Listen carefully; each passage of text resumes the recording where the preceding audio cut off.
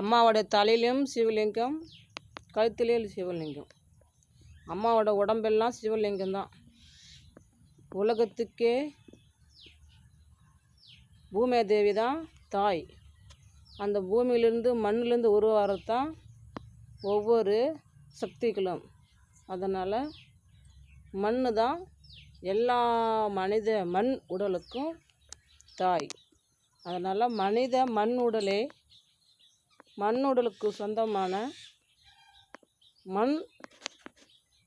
மண்ணு தான் முதல் தெய்வம் என்பதை கருத்தில் கொள்ளவும். நன்றி, வணக்கம்.